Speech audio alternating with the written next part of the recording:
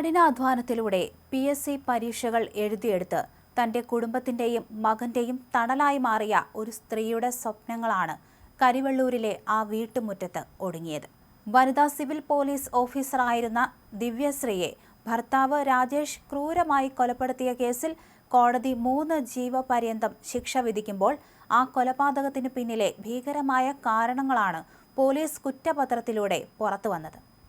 കുറ്റപത്രത്തിലെ പ്രധാന കണ്ടെത്തലുകൾ: ദിവ്യശ്രീയുടെ ഭർത്താവ് രാജേഷിനെ നയിച്ച സംശയരോഗവും സാമ്പത്തിക അരാജകത്വവുമാണ് ഈ ദാരുണമായ അന്ത്യത്തിന് വഴിവെച്ചതെന്ന് പോലീസ് വ്യക്തമാക്കുന്നുണ്ട്.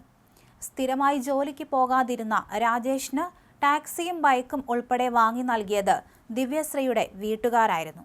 എന്നാൽ ദിവ്യശ്രീയുടെ 7 ലക്ഷത്തോളം രൂപ രാജേഷ് ദൂർത്തടിച്ചു, നശിപ്പിച്ചു. ഈ സാമ്പത്തിക ചൂഷണം ദിവ്യശ്രീ ചോദ്യം ചെയ്തത് രാജേഷിനെ പ്രകോപിപ്പിച്ചു.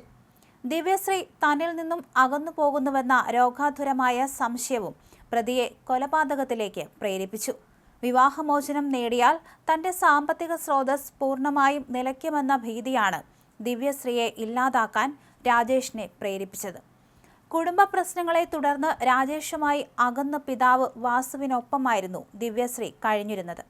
2024 നവംബറിൽ കണ്ണൂർ കുടുംബ കോടതിയിൽ വിവാഹമോചന കേസ് പരിഗണിച്ചതിന്റെ തൊട്ടടുത്ത ദിവസമായിരുന്നു ആ ക്രൂരകൃത്യം നടന്നത്.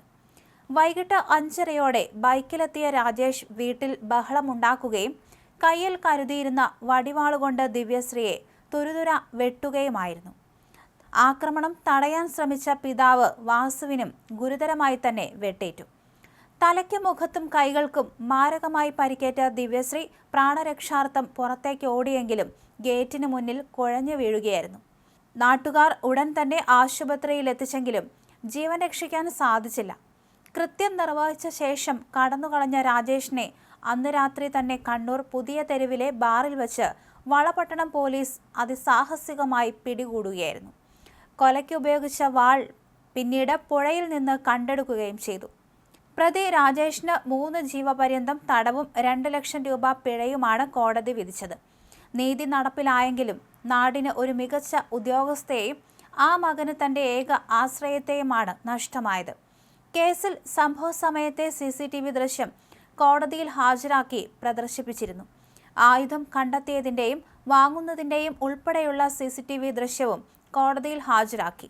102 രേഖകളും 51 തൊണ്ടിമുതലുകളും ഹാജരാക്കി. സംഭവത്തിന് മുൻപ് പ്രതിക്കെതിരെ 2 കേസുകളുണ്ടായിരുന്നു.